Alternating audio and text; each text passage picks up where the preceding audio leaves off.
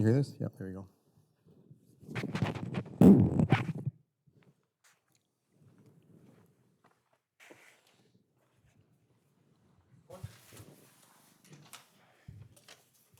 All right, thank you everybody for coming tonight. It's good to be back in 2023. I would like to just make a couple of announcements. I think the first one is that we have a tentative speaker lined up for February. We'll try to get back to our normal kind of schedule. Not sure where President's Day falls this month. That might be something we work around. Otherwise, it'll be roughly that third Monday in February. But watch for that in case we have to move it for President's Day. So I'd like to start with introducing tonight's speaker. We have Tom Arneberg from Marvell, and I'm going to read a couple of paragraphs from his biography that he provided, but then he's going to go through his career history and the different companies that he worked for, so I'm going to skip that part and let him do that. So from Tom's bio, it says, a dinosaur in the chip design industry, Tom Arneberg earned his electrical engineering degree from the University of Minnesota way back in 1982. His first chip design at Sperry Univac was pretty much a one-man show with lots of graph paper and a new program called SPICE.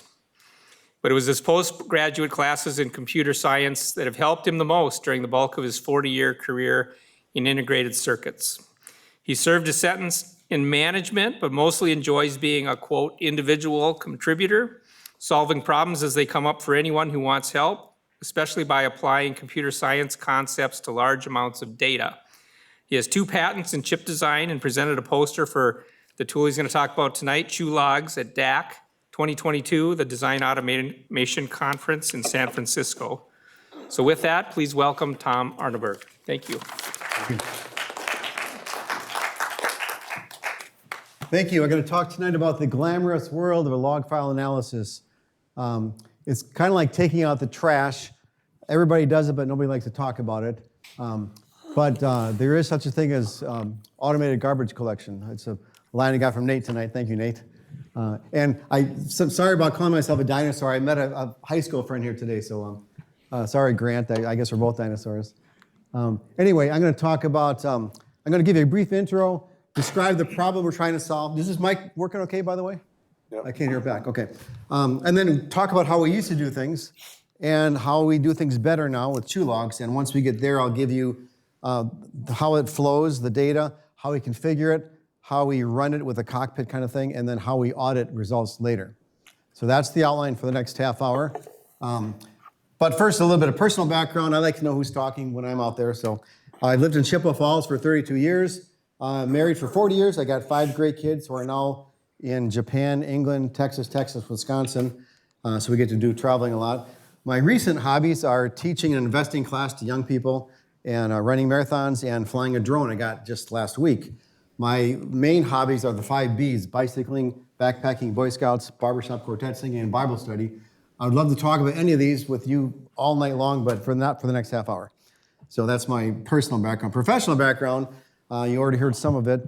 I started out as an intern at GM, and then I started doing chip design at Sperry Univac in '82. Went to Honeywell in Colorado Springs, went to a little startup called BIT in Oregon, came back to Chippewa Falls in '91, where I worked at Cray Research that got bought by SGI, that then spun off into Cray Incorporated, and our group got bought by Intel. So a lot of companies, one group basically. And then I came to Marvell here, or to Global Foundries in Rochester, and now it's Marvell. So Marvell is a company that just does chip designs. It's not a systems company like most of the people I've worked for. So all we do is chips, mostly for other companies, ASICs. But you might be wondering, how did a Silicon Valley company get to Rochester? Well, in 2015, you IBMers remember that Global Foundries bought IBM's fabs and their ASIC group. Global Foundries was originally AMD's fabs, and they bought IBM's fabs in 2015.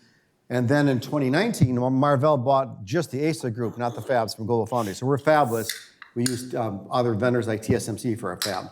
So that's how we got here. So I work with almost all former IBMers. Great people. So that's the intro. What's the problem we're trying to solve? The problem is before you tape out a chip, some poor schmuck has to look through all the log files because there might be errors or warnings that we have to deal with. Some of them might require a change in the net list, or some might need the constraints or the flow code. There's lots of ways that can get messed up here. So in the olden days, you'd just be running a tool and you see a log or see an error go by and you say, oh, I got to deal with that, right? Well, those days, as you probably know, are long gone. A typical static sign-off, static timing is what I do for a living. This is kind of a side thing, by the way. But a typical static timing sign-off run has a lot of runs, a lot of different things happening. There's 4 or 5 different timing modes: functional, scan shift, scan capture, at speed, LBIST, whatever, loopback modes. We also have many PVT corners. Now, you guys probably all took physics, so you know that PVT is pressure, volume, temperature, right? But we're IEEE, so it's not that. It's process, voltage, and temperature. So these are the different ways you look at things when you're simulating. Temperature is usually just high and low. Voltage is high and low. But process is a lot of variations. Resistors and capacitors, how they're extracted, and how the process, the P and N transistors are extracted. A lot of variations. So typically, we might have 20 or 30 different PVT corners for one sign-off run. And so even at a best case, if you have 4 modes and only 20 corners, that's still 80 different scenarios. That's the term that Synopsys uses, or timing views is what Cadence uses. Those are interchangeable. But there's 80 different runs. That means 80 log files every time you iterate. And in the later stages of a chip design, you might iterate every day and get 80 new log files. So that means millions of lines, literally, of log files to look at every day. So it can be a little tedious to look at millions of lines. So a lot of people are tempted to just put it off until close to tape out, and then you have these grueling all-day sessions. But you can't tape out the chip without knowing whether there's something that you might care about, right? You can't just ignore them. A respin of the masks. When I started my career, a respin was no big deal at all because you just put in the fab and tweak something, get it back, and then do it again. But of course now a set of masks costs millions of dollars, and the schedule impact is incalculable. Actually, marketing usually tries to calculate it. I remember one project 15 years ago, they said it's $1 million a day for slipping chip design. So no pressure, but every day you slip is $1 million. So schedule is important. So earlier solutions, so that's the problem. How did we solve it? Up until a couple years ago, we used flow scripts to grep for errors and warnings, so we kind of know what to look for. And then we used other scripts to ignore certain errors and certain warnings that we didn't think applied to us. Some of these were general, some were based on pin names or cell names. Then I had to maintain different scripts for different modes because different modes have different behavior. And then after that was all done and working, I wrote more scripts to categorize and summarize everything and try to get a summary and sort it by count and things. And then I would copy all these scripts to the next project and modify as needed for that project. So, and by the way, there's no way to know what was waived. We would ignore things, but you never know what was ignored. So it was kind of dangerous with no auditing. So this is, I'm just being honest, that's the way I did things up until a couple years ago. But maintaining this hodgepodge of scripts it kind of came to a head when I found myself 2 years ago. I was on 3 different projects at once, helping them out. And I had 3 different CAD flows and 2 different tools. And I realized there's no way I could do what I had been doing, the stupid, dumb way of copying things and modifying things. So something had to change. So I took a page out of Seymour Cray's playbook. Every time he did a new generation of supercomputers, he would start from scratch, no backward compatibility. He just got a blank sheet of paper. So I decided to start over to solve this problem. And by the way, I should say that in my LinkedIn page, I say I'm a software engineer stuck in a hardware engineer's body. I'm technically a hardware guy, but I identify as a software engineer. So I had to approach this from a software perspective. I couldn't just hack it anymore. So the better solution is 2 logs. That's what I came up with. The glorious future. 1 script that will do everything. So I know everything about every log file, every error, every warning, every waiver, all in one central database. That was my goal. And I want to put everything possible in external-based config files, token-based config files. And that token-based means it's not a part of the language. It's not Tickle or Perl or Python. It's just a white space separated strings. So it's very easy to maintain and to users can't mess it up, unless they, well, I can do a lot more checking that way without having the program fail. Nothing is hard-coded in the script itself. Everything's externally configurable. So I wrote this for static timing analysis, like I said, But because it was so configurable to work on different tools and different flows, all of a sudden this could be used for any other tool also. So a lot of people at Marvell started hearing about it, and now it's used for a whole bunch of different tools. But before I started writing it, I had to come up with a great name. So I spent a lot of time. That's probably the hardest work I ever did. And of course, Logs has the beaver for logos. You can't beat that, right? So it got, look at mascots. I mean, it doesn't get any better than that. So I've actually been on an internal advertising campaign within the company, which is kind of fun. It's kind of tongue-in-cheek, but I should mention this is, our company lawyers made me buy this clip art. I had to pay for it because I did this at DAC. But they can't stop me from wearing this. My favorite gas station in Texas has this beaver logo. And I actually wore that when I met Art DeGius, the CEO of Synopsys, just to do some name dropping. He was at DAC. So I can wear a gas station button, even though it's not the official logo for Logs. Maybe it's internally official. Okay, so that's the brief overview of Logs. The data flow is, it's a 4-step process. So as I mentioned, there could be 80 or 100 log files. Here's just one log file. And the first step is to extract the message of concern. That's my term for errors or warnings or anything else a user wants to define as something he cares about. It's a MOC, message of concern. So there's a config that you can use to extract that from the log file, and that goes into a MOC file, a full version of the MOC file. So the one-to-one correspondence, every log file has a MOC file of everything that was extracted that you care about. So just today I was running this, and as an example, the log file had 1 million lines and the MOC file had 1,000 lines, so it's 1,000-to-1 reduction. And that makes a big difference for speed when you're trying to manipulate and categorize these MOCs. You don't want to do that the whole log file.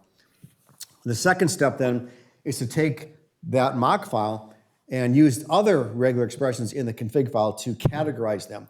So every line in the MOC file is either real or waived or ignored. And I'll talk about all those in the future. And also assign a unique message ID to each regular expression for later tracking, kind of a hash table lookup. The third step is to summarize the real and the waived MOC file and sort it by count. So there's really 5 different files for each log file.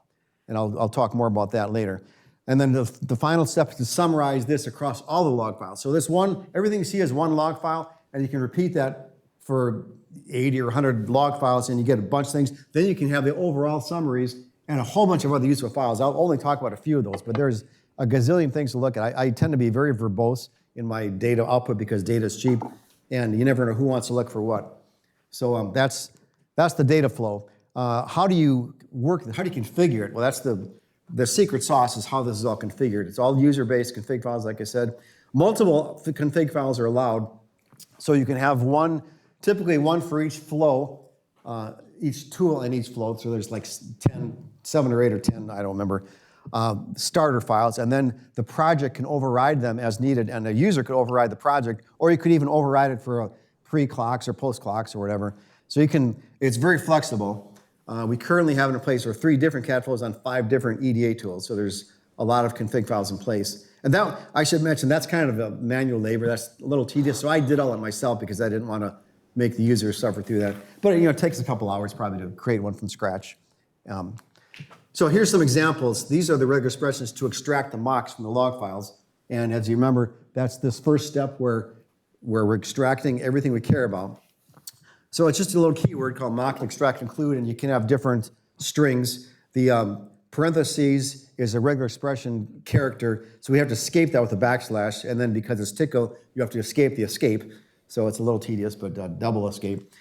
Same with warnings. You could turn on just errors or just warnings, whatever you want with this keyword here. Or you could have anything else you want. If there's something that's not an error warning, but something you want to know about, you can extract that too. It's up to you. And then you can optionally print out the unextracted MOCs because I make it optional because, like the example I just gave, 1 million lines, I only extracted 1,000. So you have 999,000 lines left in there.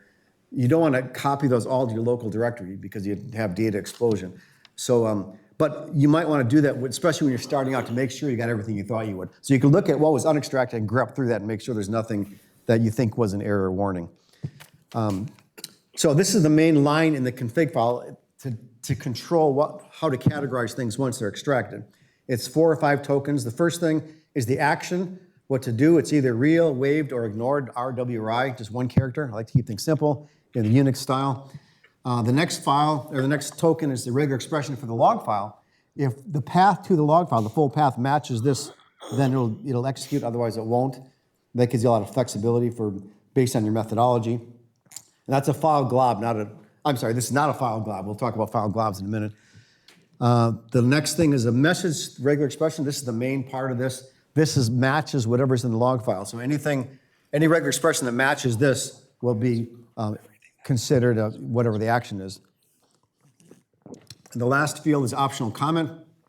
This is important for waivers, especially because they get tracked, they get printed in summaries, and for auditing, it can be very important to know why something was waived. I should mention also I designed it so that the last one wins. Multiple matches are allowed and encouraged, and this allows you to define and categorize things generally and then override it in special cases. And that's really important. Here's some examples of that. And again, this is the second step here where we're categorizing each line. So these are a lot more verbose, but we're operating on a much smaller data set. So this example, it's a real warning.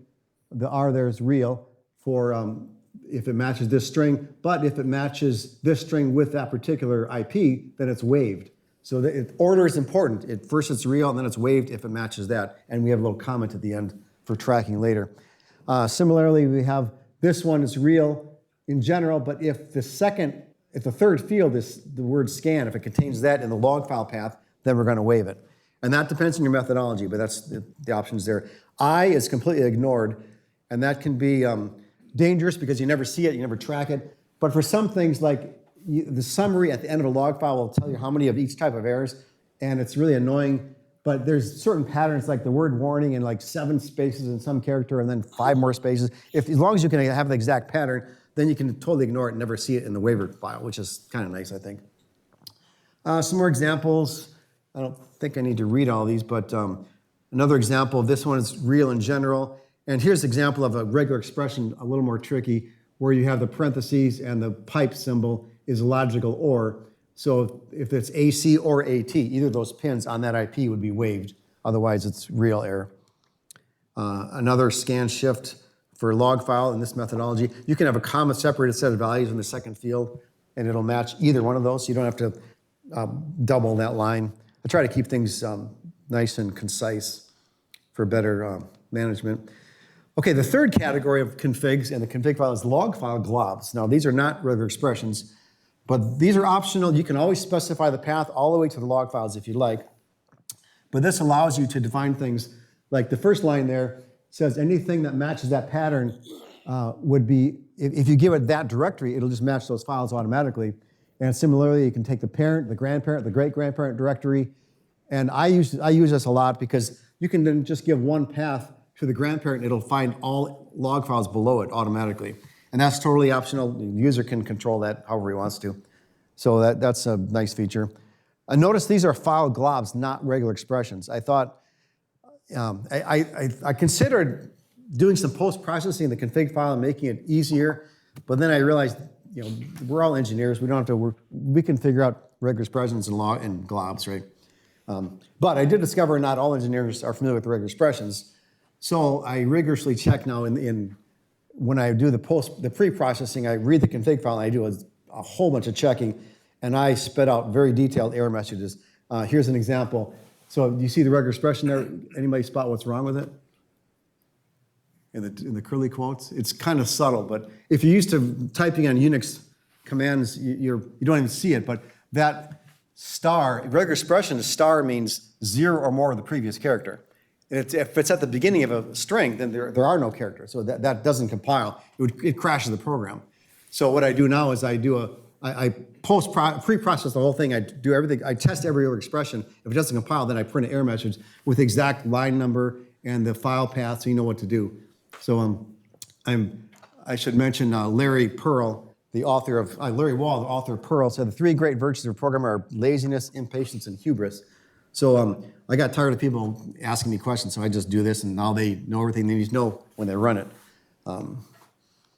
Let's back up a sec. So here's what happens if you did that error. You would automatically print this out, a little guide to the most common regular expressions, symbols, and a web page for more information. So that way they don't bother me. It reminds me of the expression, you guys have probably heard this: give a man a fish, feed him for a day, teach a man to fish. take every Friday off work. Something like that. Anyway, that's config files. So the cockpit, how do we run this thing? Now that we got it configured, we know what we want to do. There's a main summary file for all the real errors and sorted by count, and each message has a unique message ID, whether it was waived or whatever. And the regular expression that was used in the config file is echoed here. So this gives you a lot of information. You can see mostly what's going on. But usually it's not enough. You want to see examples of what you're looking at. Excuse me.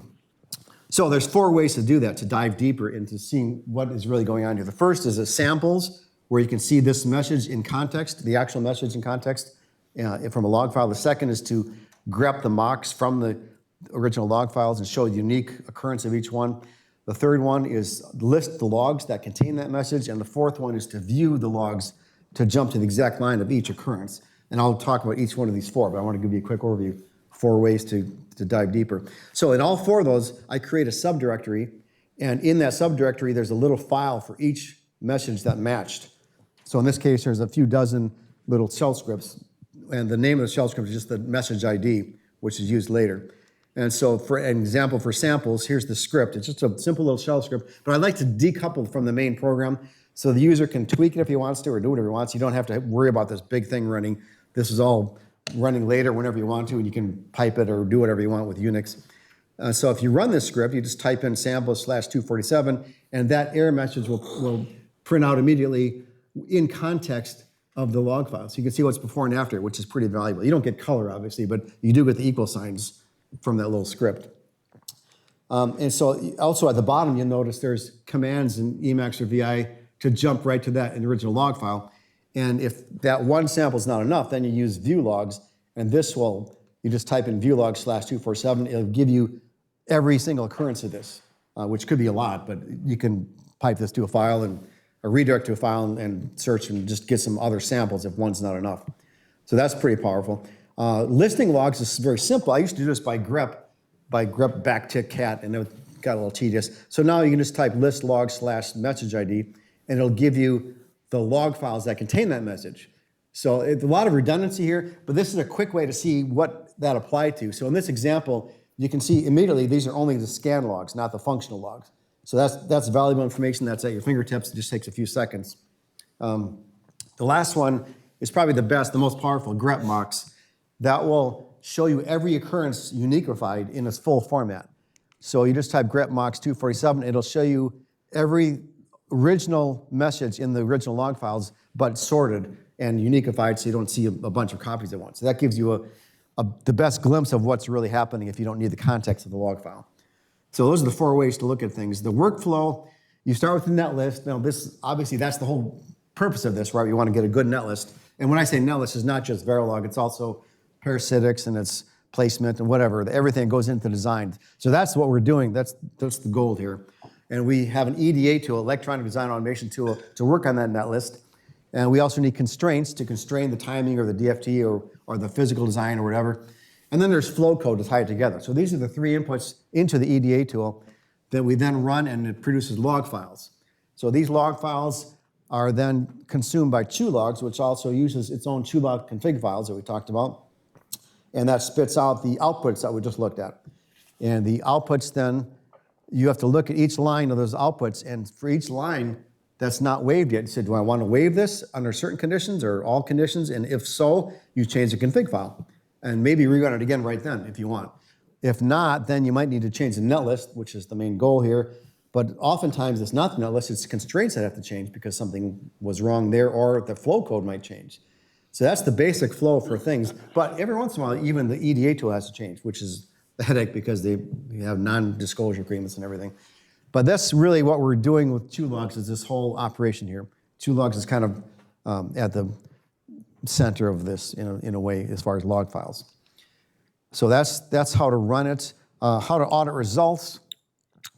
All the wave mocks are recorded and summarized across all the log files, and I'll show you exactly how. And each waiver has a comment, hopefully. That's up to you, but that's the intent. The logs directory has a symbolic link to all the logs file. I don't copy them because they could be huge, but I create a symbolic link. So at least you can CD in that directory and do a grep, and if you want to do it manually and get whatever you want from all the log files. And for each log file, there is 5 related files in the mux directory, which you might remember the full, the waved, the real sum, and the waved summary. And that's that section there. So every log file's got 5 mock files associated with it. Like I said, it's pretty verbose, but it gives you a lot of trackability, auditing. You can double check things if you want. And obviously in the later stages of a chip design, you want to save this in case something went wrong. You say, why did someone wave that? So the previous system, we couldn't do any of this. So this is a big feature. So I'll briefly talk about each of those 5 files. There's a real version of the mock file, which is everything extracted from that log file, not from every log file. Each line has a prefix showing the message ID and the log line number. And at the top of the file is the path to the original log file. So just with this one file, you can know everything you need to know about these errors that are real. And if there's multiple, then the last one wins. I always print out every one that it matched. Because someone might say, hey, 370, I waved it. But then you say, oh, it also matched 374. That's why it wasn't waved. It's still real. So that's important to know, I think.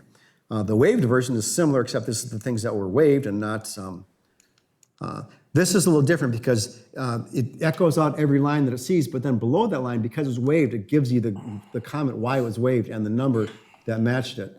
And if there are multiple, just like the other one, you'll see the list of ones that were used, that it matched, and use the last one, because the last one wins. Okay, there's a summary version of this that looks just like the first summary we looked at, but this is the summary just for that one log file, for the real errors. And then there's a summary of the waved errors for that log file. And these have the comments in them too, assuming you put them in. So those are the 5 mock files. So recommendations, we like to run early and often through the flow and don't wait till the end. We categorize and weight them as they come up.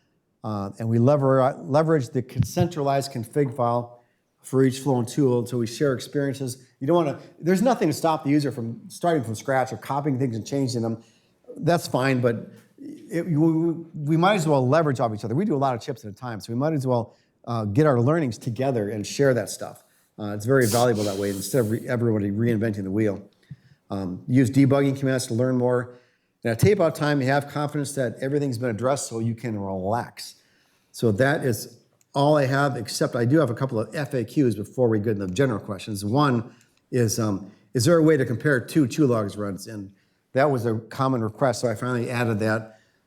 First, I print out in a data directory, I print out CSV files. So everything has a CSV file. Everything you saw earlier also has a .csv, which is easy to see, easy to parse for a tool.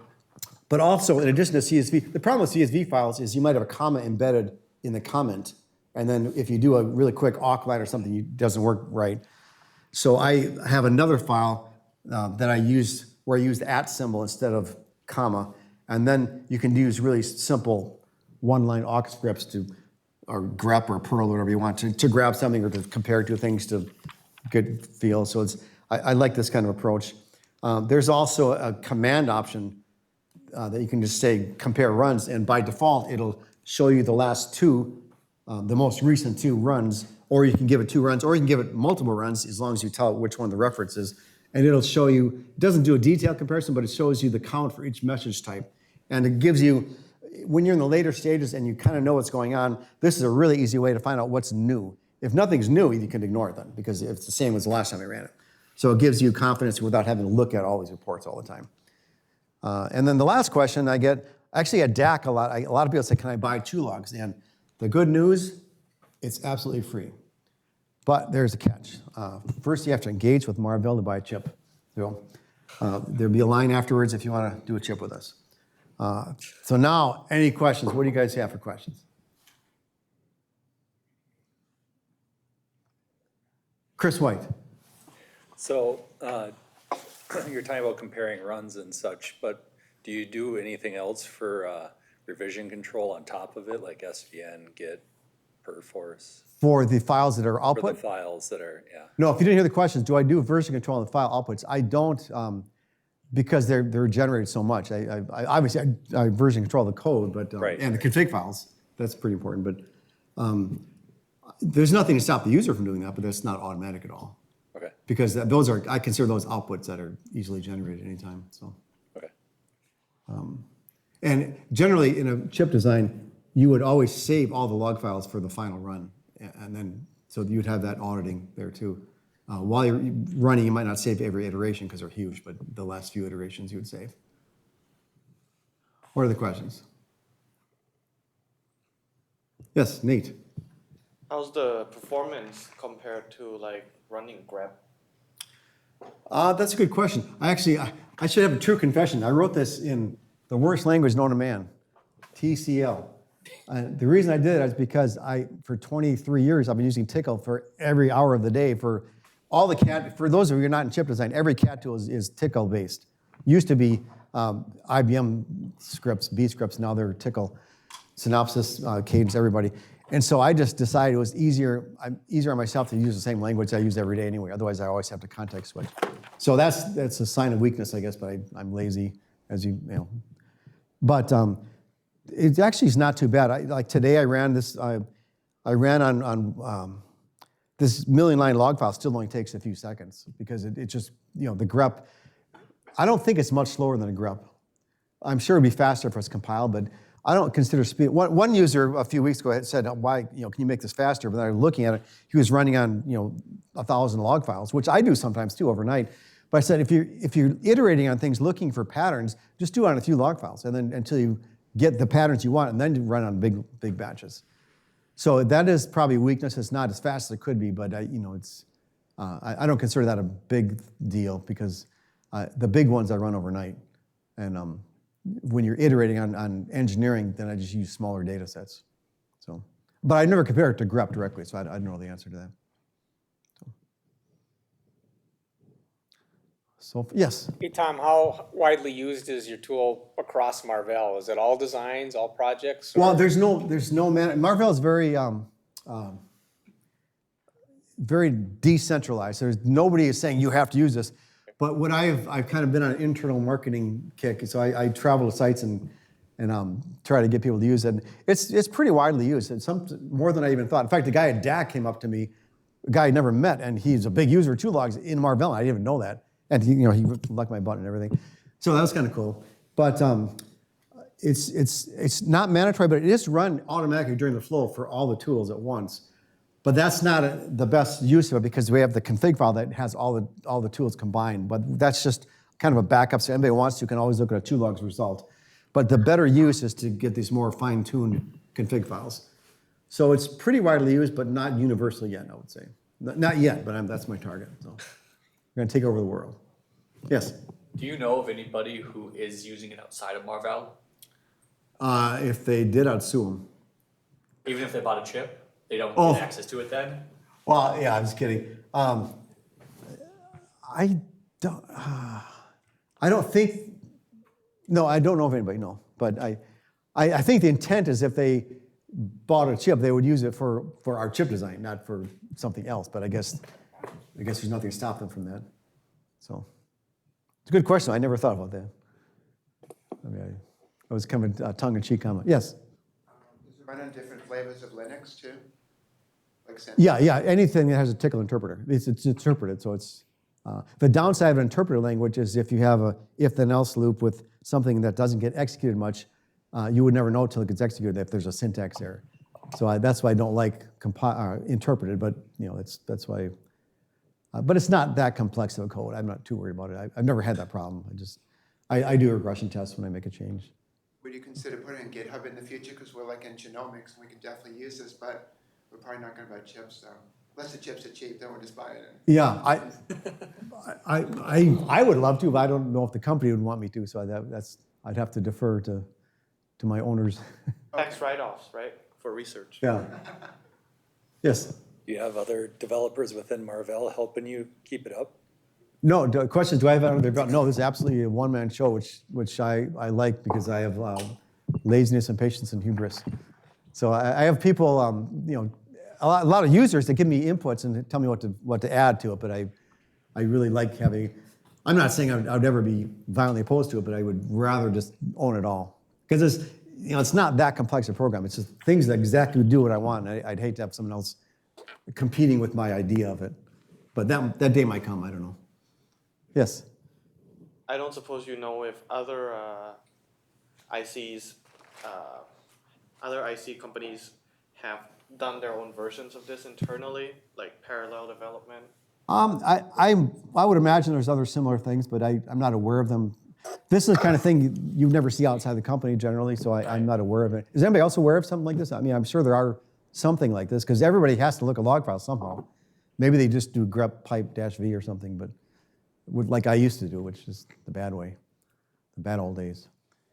But everybody's got to do something. This is just, I think, a much better way to do it than and necessity is the mother of invention. I did this because it was so cumbersome the way I was doing it before. And I personally lived through it. So then I realized, okay, I have major incentive to make this better. So I'm not a software guy that was tasked to do this. I was making my life better. And then other people got use out of it too.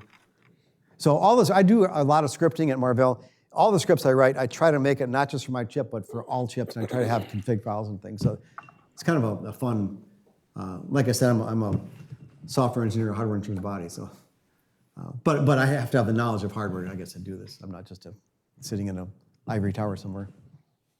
I'm taking out the trash. You're looking at log files. Has any of the designs that you've used it on been gone through the fab yet? Have you gotten back any designs? Yeah. The question is, has any designs you used on gone through the fab? Yes. And I talked about the mass cost, and it's really important to have first pass success. And we have an amazing record for first pass success, not just in Marvell, but this whole group, which used to be IBM. For decades, they have I don't know what the number is, but first pass success is really high percentage, which is why customers love us, because we do some things that are pretty anal, but when you get a chip out right the first time, it's a huge deal, as opposed to having to respin it.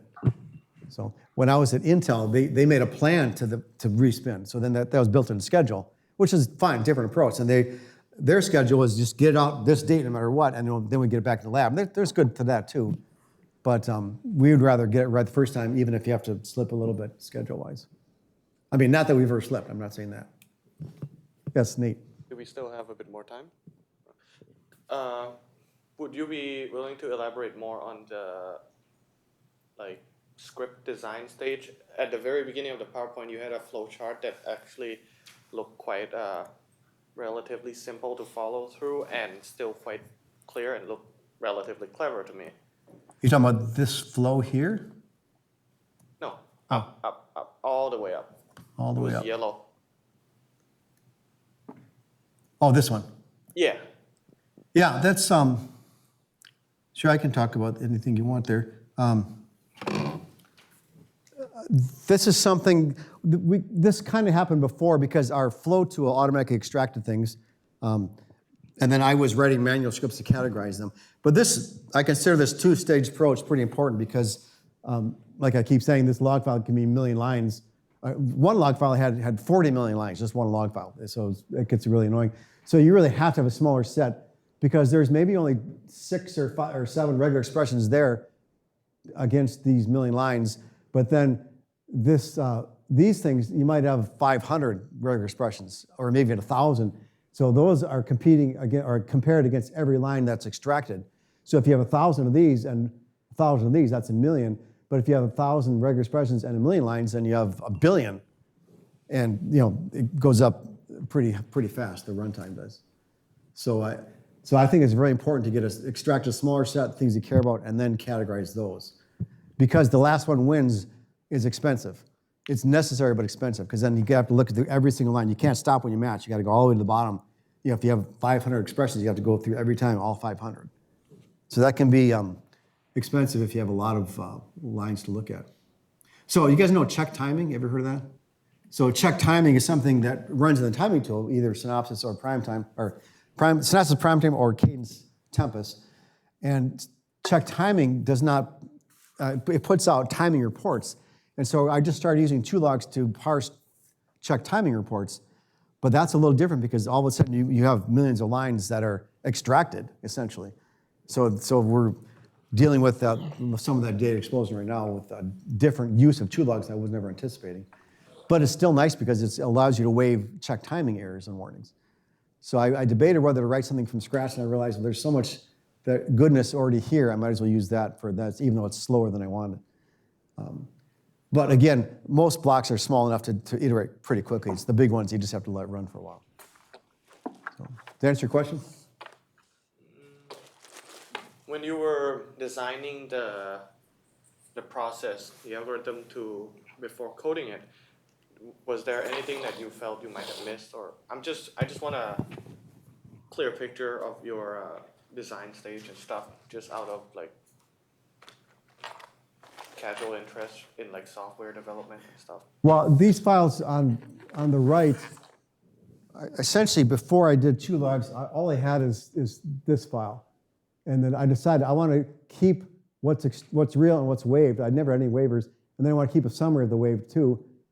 So everything before was ignored basically in the old way, because the tool automatically grepped out errors and warnings based on some patterns that were hard coded, which I hate. But then I realized I only want to ignore very few things like the summaries. Everything else I want to know what was waived and why and when, and who approved it, kind of thing. So that's why I thought that was really important. That's the main reason I diverged from the previous flow. That number one motivator is probably just to track waivers. And then all this other good stuff came out of all the debugging tools were kind of like, hey, I can do that too. Once I know everything, the entire thing is in one script, then I can put out all kinds of, I only showed you a small fraction. If I had more time, I'd go through a lot of different outputs that are in different formats for different reasons. So it's kind of fun to have total control. Well, that sounds like a bad way to end it, doesn't it? Anything else? What is our time limit, by the way? We have till 8. Oh, okay. 20 more minutes of questions. There will be a quiz at the end. Is there a prize? For the quiz? I should give this away. Give the script away as a prize. Yeah. When I retire, maybe I'll write scripts and put them in GitHub.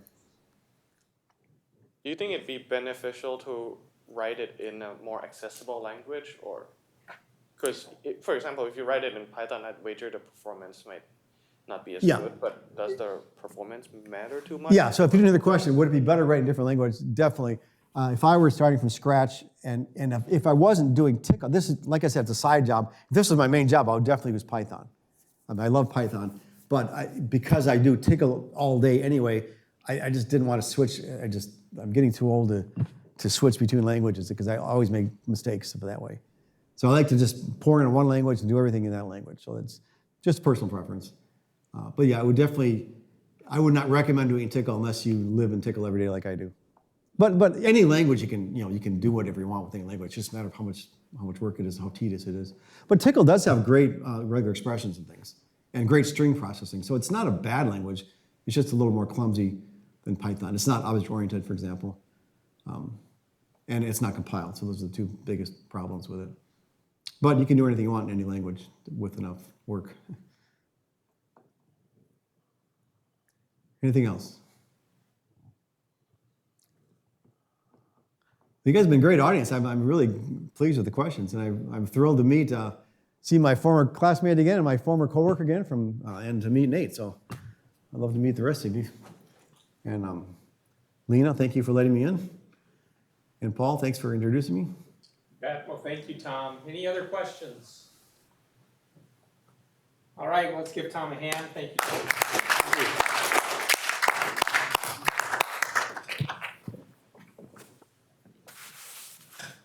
Anybody wants any pizza? There's a lot of pizza left up there. You can take a few slices home if you'd like. That's fine. And that, we'll see you next month. Thank you.